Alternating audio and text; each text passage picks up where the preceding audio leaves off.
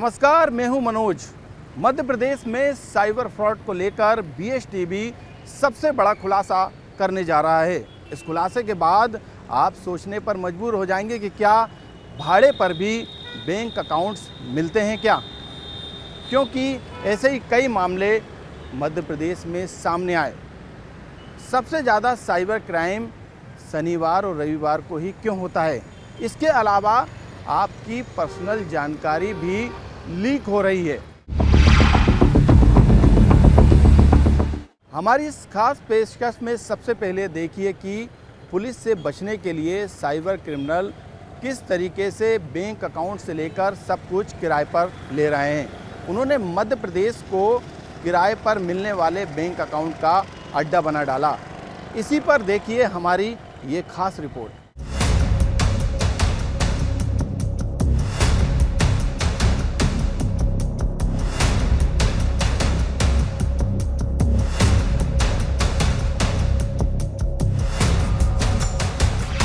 Cyber fraud पर बीएसटीवी का बड़ा खुलासा।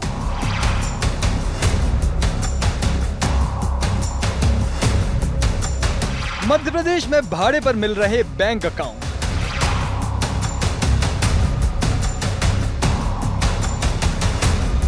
साइबर ठग कर रहे किराए के खातों का इस्तेमाल।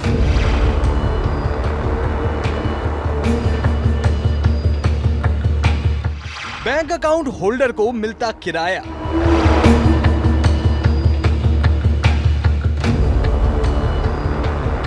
मध्य प्रदेश में सक्रिय किराए पर खाता देने वाली गैंग।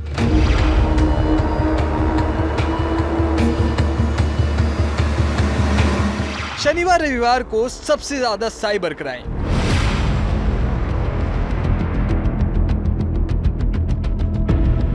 लीक हो रही आपकी पर्सनल जानकारी।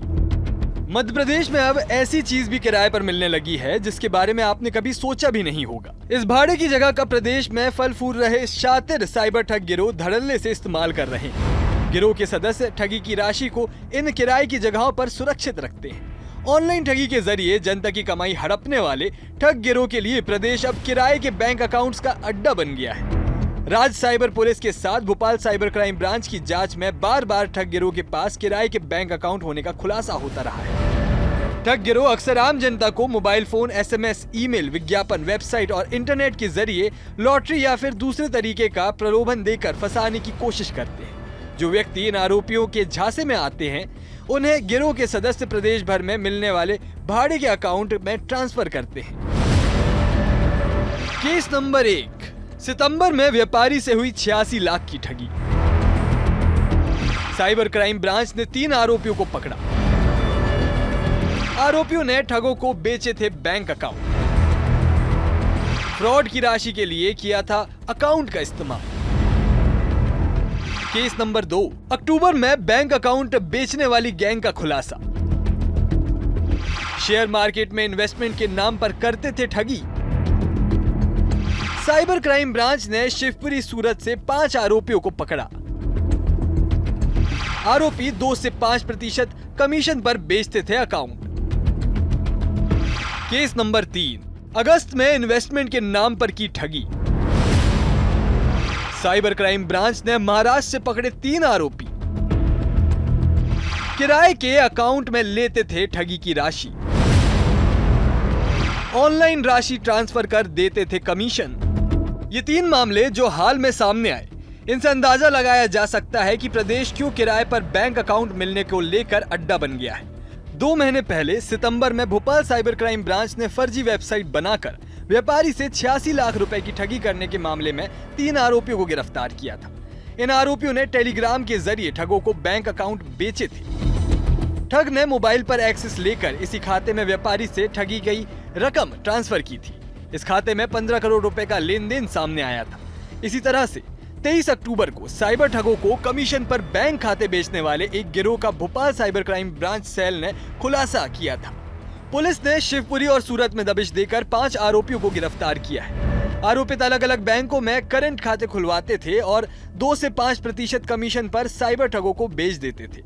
जब साइबर ठग लोगों से ऑनलाइन धोखाधड़ी करते तो वो इन्हीं बैंक खातों का उपयोग किया करते थे। यहाँ आरोपियों का हर ट्रांजैक्शन के हिसाब से कमीशन फिक्स था। Bhopal cyber crime branch additional DCP ने भी माना है कि पुलिस से बचने के लिए साइबर ठग फर्जी सिम और बैंक अकाउंट का इस्तेमाल करते हैं। सबूत भी बैंक अकाउंट होल्डर और जिसके नाम से सिम होती है उसके खिलाफ ही होता है। ऐसे में यही लोग जेल जाते हैं। देखिए, साइबर फ्रॉड अपने पीछे कोई पहचान नहीं छोड़ना चाहते हैं, चाहे वो मोबाइल नंबर हो, चाहे व्हाट्सएप नंबर हो, चाहे बैंक अकाउंट हो। तो वो ये जो चीज़ें हैं वो लोगों को झांसे में देकर, झूठ बोलकर या किराए पर रख के लिए जाते हैं। अधिकांश लोग जो लालच में आ जाते हैं और किराए के खाते बेचते हैं या नए खाते खुलवाकर फ्रॉड को देते हैं, वो फंसते हैं और वही लोग जेल जाते हैं। असल में जो सबूत होते हैं वो तो या तो मोबाइल नंबर के खिलाफ होता है या जिस खाते में पैसा जाता है उसके खिलाफ होता है। सबसे आसान जो पकड़ में आते हैं, सबसे पहले पकड़ में आते हैं वो व्यक्ति जो जिनके खाते में पैसा जाता है, क्योंकि ये इलेक्ट्रॉनिक ट्रेल रहती है, एक ट्रांजेक्शन रहता है, एक सबूत रहता है, एक एविडेंस रहता है उनके खिलाफ कि उनके खाते में पैसा आया है। क्योंकि बैंकों में खाता खोलता है तो कहीं ना कहीं आपकी पहचान रहती है, कहीं ना कहीं जेन्युइनिटी चेक होती है। भोपाल साइबर क्राइम ब्रांच ने 22 अगस्त को भी शेयर मार्केट में इन्वेस्ट करने के नाम पर लाखों रुपए की धोखाधड़ी करने वाले गिरोह को बैंक खाते बेचने वाले 3 आरोपियों को महाराष्ट्र के भुसावल से गिरफ्तार किया था। लोग जब पहली बार कंपनी में इन्वेस्ट करते हैं तब उनको मुनाफा सहित जमा की गई राशि वापस कर दी जाती है, लेकिन लोगों के द्वारा जब बड़ी राशि इन्वेस्ट की जाती है तब उनको कोई पैसा वापस नहीं किया जाता है। बैंक अकाउंट होल्डर्स को मिलता फिक्स कमीशन। ठगी की राशि का 10 से 15% तक मिलता कमीशन। पुलिस से बचने के लिए किराए पर लिए जाते हैं बैंक खाते। अकाउंट होल्डर्स पर आकर पुलिस की जांच रुक जाती है।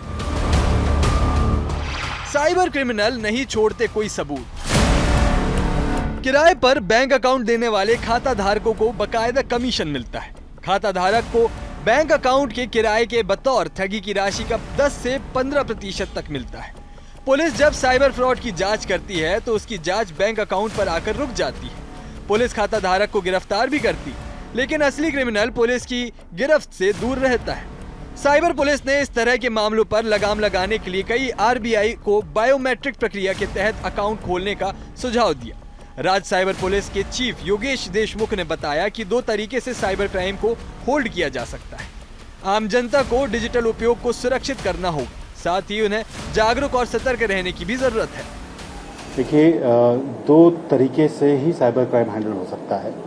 चूँकि हम सभी डिजिटल होते जा रहे हैं, हमारी दुनिया, हमारा जीवन, हमारी इकोनॉमी, सब कुछ बैंकिंग सब कुछ डिजिटल होते जा रहा है, बढ़ते जा रहा है। तो ऐसे में डिजिटल उपयोग, ऑनलाइन हमारी जो प्रेजेंस है उसको कैसे सुरक्षित रखा जाए, इसको खुद को भी जानना पड़ेगा। उसके लिए अवेयरनेस और बहुत इम्पोर्टेंट चीज़ है। हम लगातार कई सारे एडवाइजरी जारी करते रहते हैं, बहुत सारे वीडियोस जारी करते रहते हैं, पूरे भारत से जारी होते रहते हैं, हम भी जारी करते हैं कि आप सतर्क रहिए। ऑनलाइन में आप कैसे क्या हाइजीन आपको अपनाना चाहिए, क्या करना चाहिए, नहीं करना चाहिए आदि के बारे में बताते रहते हैं। एट द सेम टाइम इसमें पूरे जो प्रशासन के अन्य अंग हैं उनके साथ मिलके भी व्यापक स्तर पे अवेयरनेस करने के लिए हम प्रयास करेंगे और लगातार हमारे एडवाइजरी चल रही है। मध्य प्रदेश ही नहीं बल्कि दिल्ली, एनसीआर सहित देश के कई हिस्सों में साइबर ठगी को लेकर बड़े चौंकाने वाले खुलासे सामने आ चुके हैं। ये साइबर ठग रहते तो विदेश में है, लेकिन भारत में इनका पूरा सिंडिकेट काम करता है। अब ये साइबर ठग भारत के लोगों के बैंक खाते भी किराए पर लेने लगे हैं। इसके बदले साइबर ठग खाता धारकों को मोटी रकम देते हैं। ऐसे में बेरोजगार लोगों को लगता है कि इससे घर बैठे ही मोटी कमाई हो सकती है। बीएसटीवी के लिए भोपाल से मनोज राठौर की रिपोर्ट। आपने देखा कि किस तरीके से साइबर ठग अपने पीछे कोई भी सबूत नहीं छोड़ते हैं। इनको पकड़ने में पुलिस का पसीना छूट जाता है। मध्य प्रदेश में कुछ सालों में तेज़ी से साइबर क्राइम बढ़ा है। ये इतना ज़्यादा बढ़ गया है, इसकी रफ्तार इतनी ज़्यादा बढ़ गई है कि पुलिस भी इसके सामने बोनी साबित हो रही है।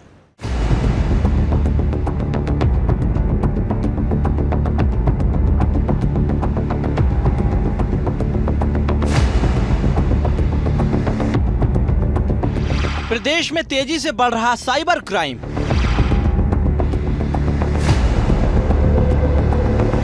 हाईटेक होते साइबर क्रिमिनल।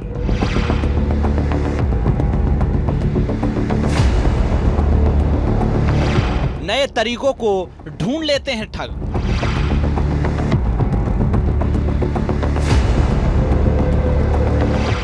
से 2 कदम आगे अपराधी।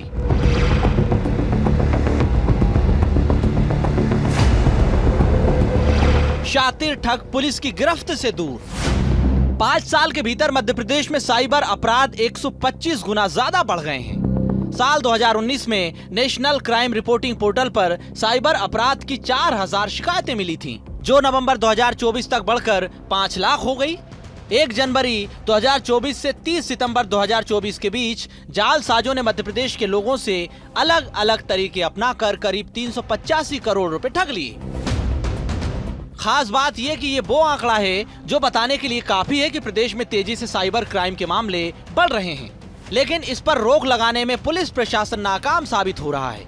हर बार पुलिस से 2 कदम आगे साइबर ठग निकल जाते हैं। ठगी के नए नए तरीके से साइबर एक्सपर्ट भी परेशान हैं। लोगों की जरा सी लापरवाही भारी पड़ती हुई नजर आ रही है। एमपी में 5 साल में साइबर क्राइम में हुआ 125 गुना का इजाफा। 4000 से बढ़कर 5 लाख हुए साइबर केस। साइबर ठगों ने 9 महीने में ठगे 385 करोड़ रुपए।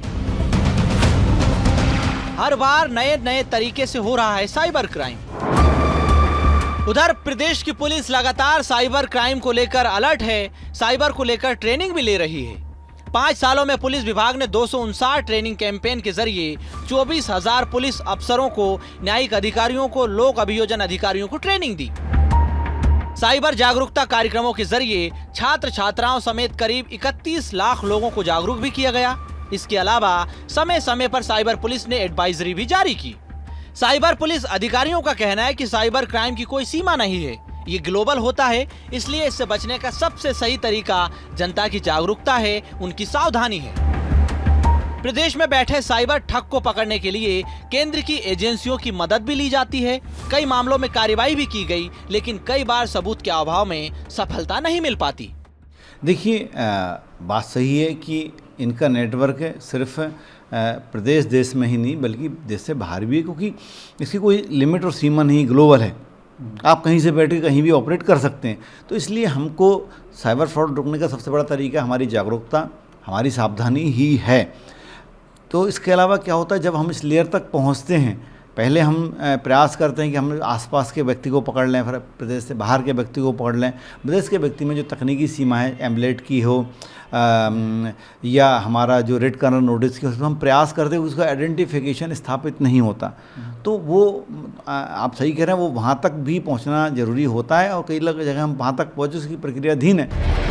साइबर ठगों से बचने के लिए समय समय पर पुलिस एडवाइजरी भी जारी करती है। लोगों को सावधानी बरतने के लिए कहा जाता है, क्योंकि जरा सी भी चूक आपकी गाड़ी कमाई को साइबर ठगों के पास पहुंचा सकती है। इससे बचने के लिए फेसबुक और अन्य सोशल मीडिया अकाउंट में फ्रेंड लिस्ट, फोटो, वीडियो और बायोडाटा को भी प्राइवेट रखा जाना चाहिए। ऐसा करने से अनजान व्यक्ति आपकी प्रोफाइल देखकर उससे मिलती जुलती फेक प्रोफाइल नहीं बना पाएगा। किसी भी नए फ्रेंड्स की रिक्वेस्ट स्वीकार करने से पहले भेजने वाले की प्रोफाइल को अच्छी तरह से जांच लें। यदि व्यक्ति कोई चर्चित चेहरा है तो बहुत संभव है कि उसकी फोटो, वीडियो को लगाकर कोई जालसाज फेक मोबाइल पर प्रोफाइल बनाकर आपसे ठगी की कोशिश कर रहा है। फ्रॉड का पता चलने पर तत्काल बैंक से संपर्क करें। खाते में किसी भी अवैध ट्रांजैक्शन के बारे में बताएं। हर बैंक ने ग्राहकों के लिए शिकायत दर्ज कराने के लिए ईमेल आईडी बनाई। अपने बैंक की ईमेल आईडी पर भी शिकायत दर्ज कराएं। थाने में इसकी शिकायत दर्ज कराएं। साइबर पुलिस अधिकारियों का कहना है कि सबसे पहले अनजान नंबर को रिस्पॉन्स ना करें। यदि फोन उठाते हैं तो सामने वाले शख्स को किसी भी तरह की संवेदनशील जानकारी उपलब्ध ना कराएं। यदि आपने जानकारी भी दी है तो उसके बाद सबसे पहले अपने बैंक अकाउंट के बारे में सोचें, क्योंकि साइबर ठग कई तरीकों से प्रलोभन या जाल में फंसाकर ठगी की वारदातों को अंजाम देते हैं। हमारे यहाँ पर ही जो व्यक्ति जो फ्रॉड करता है, वो व्यक्ति वो नहीं होता जिसकी सिम है, वो व्यक्ति वो नहीं होता जिसका कि बैंक अकाउंट है। यदि विदेश में भी वो व्यक्ति वो नहीं हो जिसकी सिम है, तो हमारा पहुँचना, हमारा मेहनत करना व्यर्थ है। तो ये दोनों लिमिट्स हैं जो कि टेलीकॉम कंपनी जो जिसकी सिमें जाती हैं, और दूसरा ये कि जो बैंक हैं जिनके खाते से पैसा जाता है, इन लोगों को अपने ग्राहकों को हित के लिए बहुत कुछ आगे करने की ज़रूरत है ताकि साइबर फ्रॉड की रोकथाम कर सकें। साइबर फ्रॉड होने के बाद कम उम्मीद होती है कि ठगों के पास गई रकम वापस आ जाए। ठगी करने के बाद आरोपी तत्काल राशि को निकाल लेते हैं। ठगी के शिकार लोग जब पुलिस के पास जाते हैं तो पुलिस भी बैंक से अकाउंट ब्लॉक कराने की सलाह देती है। पुलिस मामले की जांच करती है तो अधिकांश मामलों में पुलिस मुख्य आरोपियों तक नहीं पहुंच पाती। इसलिए जरूरी है कि आम जनता जागरूक रहें, हर काम को सावधानी से करें, क्योंकि जरा सी चूक महंगी साबित हो सकती है। प्रदेश में एक तरफ तेजी से साइबर क्राइम बढ़ रहा है, वहीं दूसरी तरफ ये साइबर ठग कुछ विशेष दिनों को चुनते हैं, यानी ऐसे दिनों को चुनते हैं जब बैंक बंद रहती है, और ऐसे में जो फरियादी है, जो आम जनता है, वो कहीं ना कहीं बैंकों से संपर्क नहीं कर पाती, और यही कारण है कि साइबर ठग इसका सीधे तौर पर फ़ायदा उठाते हैं। और ये वारदात जो है 2 दिनों के अंदर, सप्ताह में 2 दिन यानी शनिवार और रविवार को सबसे ज़्यादा होती है।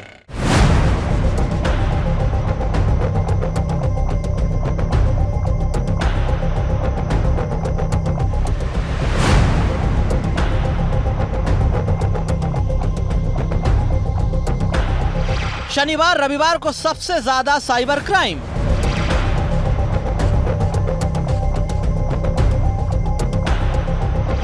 %20 तक बढ़ जाती है शिकायत।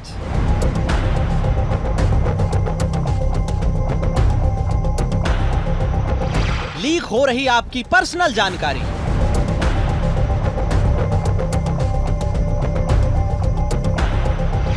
साइबर ठगों के पास पहुंच रही जानकारी।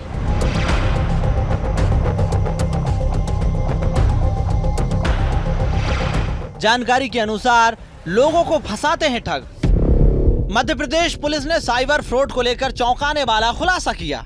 इस तरह के अपराधों का शनिवार और रविवार से खास संबंध है। साइबर क्रिमिनल सबसे ज्यादा बैंकों की छुट्टी वाले दिन आम जनता को निशाना बना रहे हैं। इस बात की पुष्टि साइबर क्राइम के आंकड़े भी कर रहे हैं। आम दिन में होने वाले साइबर फ्रॉड के मुकाबले शनिवार और रविवार को ये फ्रॉड 20% बढ़ जाते हैं। साइबर क्रिमिनल इस बात से अच्छी तरह से वाकिफ हैं कि छुट्टी के दिन बैंक खातादारों की कोई खास मदद नहीं कर सकती। पुलिस भी बैंक पर ही निर्भर होती है। साइबर अपराधी इसका पूरा फायदा उठाते हैं। भोपाल पुलिस कमिश्नर सिस्टम में साइबर अपराध बढ़ने की वजह से एक अलग साइबर क्राइम ब्रांच बनाई गई थी। यहाँ हेल्पलाइन के जरिए ऑनलाइन और फिजिकल आने वाली साइबर शिकायतों पर कार्रवाई की जाती है। इसी तरह क्राइम ब्रांच से मिले आंकड़े चौंकाने वाले हैं। ये आंकड़े बता रहे हैं कि किस तरह से साइबर अपराधी बैंकों की छुट्टी वाले दिन शनिवार और रविवार को अचानक सक्रिय हो जाते हैं। इन्हीं दिनों में अपराधी सबसे ज्यादा बैंकिंग फ्रॉड करते हैं।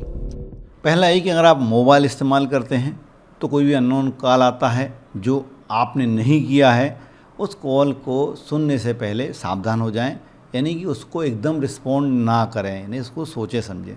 दूसरा, अगर कई बार आपका अननोन कॉल उठाना आपकी मजबूरी है, आपके प्रोफेशन के लिए ज़रूरी है, आपके रोज़मर्रा का काम अननोन कॉल उठाए बिना नहीं चल सकता है, आप कॉल उठाएं, परंतु उससे किसी भी प्रकार की जानकारी ना दें। यानी आपका आधार कार्ड, बैंक, मोबाइल नंबर, आपका घर का पता, जो भी पैन कार्ड की जानकारी, जो भी आपको बहुत ज़्यादा संवेदनशील जानकारी होती वो ना दें। भोपाल साइबर क्राइम ब्रांच में पिछले 8 महीने में 3000 से ज्यादा शिकायतें आई हैं। शनिवार और रविवार को इन शिकायतों में 20% की बढ़ोतरी हो जाती है। वैसे एक दिन में करीब 13 शिकायतें आती हैं, लेकिन वीकेंड पर 17 से 20 तक पहुंच जाती हैं। इसी तरह हर हेल्पलाइन नंबर पर रोज 4 शिकायतें आती हैं, लेकिन शनिवार रविवार के दिन ये शिकायतें 7 तक पहुंच जाती हैं। वहीं कुल शिकायतों में 60% से ज्यादा आर्थिक फ्रॉड की शिकायतें रहती हैं। पुलिस अधिकारियों का कहना है कि इस तरह के अपराधों के लिए 24 घंटे के लिए जिला स्तरीय हेल्पलाइन भी शुरू की गई। इनके नंबर हैं 9479 990 636 और 9479 990 625। अब आप इन नंबरों पर शिकायत कर सकते हैं, अपनी समस्याओं को बता सकते हैं। जब शनिवार और रविवार को बैंकिंग फ्रॉड की घटना होती है तो उस समय हम नियमानुसार बैंक के नोडल अधिकारी से संपर्क कर सकते हैं। इन नोडल अधिकारियों पर कई बैंकों की जिम्मेदारी रहती है, उन पर वर्कलोड ज्यादा रहता है, इसलिए सबसे ज्यादा कठिनाई होती है और समय लग जाता है। जिला स्तर पर शुरू की हेल्पलाइन 9479990636 पर आप कॉल कर सकते हैं। इसके अलावा दूसरा नंबर है 9479900625, इस पर भी आप शिकायत कर सकते हैं। 24 घंटे हेल्पलाइन सुविधा उपलब्ध रहती है। साइबर क्रिमिनल आपको कई तरीके से फंसाने की कोशिश करते हैं। वीकेंड में सबसे ज्यादा ठगी होती है, साथ ही आपकी पर्सनल जानकारी ठगों को आसानी से मिल जाती है। ठग आपकी जानकारी आपको बताकर सबसे पहले विश्वास जीतते हैं, उसके बाद आपको प्रलोभन देकर ठगी का शिकार बनाते हैं। ऐसे समय में आपको जागरूक और सतर्क रहने की जरूरत है। मध्य प्रदेश में आए दिन ठगी के नए नए मामले सामने आ रहे हैं। अब प्रलोभन और लालच देकर ही नहीं, बल्कि साइबर अपराधी आपको डिजिटल अरेस्ट के जरिए भी निशाना बनाते हैं। राजधानी भोपाल की बात हो, इंदौर की बात हो या प्रदेश के दूसरे जिलों की बात, वहां से तेज़ी से इस तरीके के मामले सामने आए हैं। पुलिस हालांकि सतर्क और सावधानी बरतने के निर्देश दे रहे हैं और कई मामलों में पुलिस ने कई लोगों को डिजिटल अरेस्ट से बचाया भी, लेकिन ये मामले फिर भी मध्य प्रदेश में तेज़ी से बढ़ रहे हैं।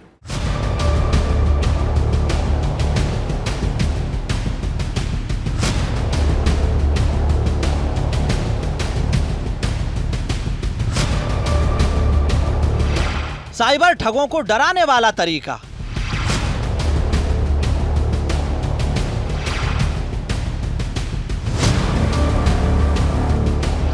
डिजिटल अरेस्ट का दिखाते हैं डर।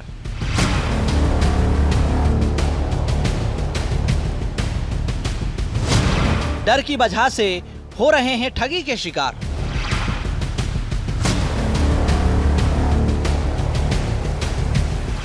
प्रदेश में तेजी से बढ़ रहे डिजिटल ठगी के मामले। राजधानी में दुबई के कारोबारी को डिजिटल अरेस्ट से बचाने की कहानी सबके सामने है। 5 घंटे तक डिजिटल अरेस्ट रखने वाले ठग पैसा ऐंठते हैं। इससे पहले लाइव कॉल के बीच पहुंची पुलिस ने ठगों के मंसूबों को नाकाम कर दिया। इसमें पड़ोसी की सजगता काम आई। बात डिजिटल अरेस्ट की करें तो पिछले 10 महीने में अकेले भोपाल में 30 लोग ठगी के शिकार हो चुके हैं। राज्य साइबर पुलिस के पास भी शिकायत पहुंची। इसी तरह 3 करोड़ से ज्यादा ठगी हो चुकी है, लेकिन रिकवरी कुछ भी नहीं हुई। उधर इंदौर में पिछले 3 महीनों में जो डिजिटल अरेस्ट के जरिए ठगी हुई, उनमें 80 लाख रुपए की रिकवरी भी हो गई। 10 माह में 30 डिजिटल अरेस्ट। साइबर क्रिमिनल ने ठगे 3 करोड़। रिकवरी के नाम पर कुछ भी नहीं मिला। झूठे मामलों में फंसाने की देते हैं धमकी। प्रदेश में डिजिटल ठगी के मामलों में बढ़ोतरी हो रही है। सबसे ज्यादा पढ़े लिखे तबके के लोग शिकार हो रहे हैं। हाल ही में एक अफसर को डिजिटल अरेस्ट कर 68.49 लाख रुपए ठग लिए गए थे। मुंबई क्राइम ब्रांच का डीसीपी बनकर कहा गया था कि उनके नाम से 200 ग्राम MDMA ड्रग्स का पार्सल पकड़ा गया है। मनी लॉन्ड्रिंग का केस भी बताया गया। इसके अलावा एक रिटायर्ड लेक्चरर से कस्टम अधिकारी बनकर ठगी की गई। ठग ने बताया था कि उनके आधार नंबर का गलत इस्तेमाल कर एक पार्सल कंबोडिया भेजा गया है। गिरफ्तारी का डर दिखाकर उन्हें 7 दिन तक हाउस अरेस्ट रखा। भोपाल में भी एक मामला दुबई के कारोबारी के साथ सामने आया। उन्हें भी 6 घंटे तक डिजिटल अरेस्ट करके रखा गया। पड़ोसियों की मदद से पुलिस ने उन्हें ठगी का शिकार होने से बचाया। यदि समय रहते पुलिस की मदद अगर वो नहीं लेते तो लाखों रुपए की ठगी के शिकार हो जाते।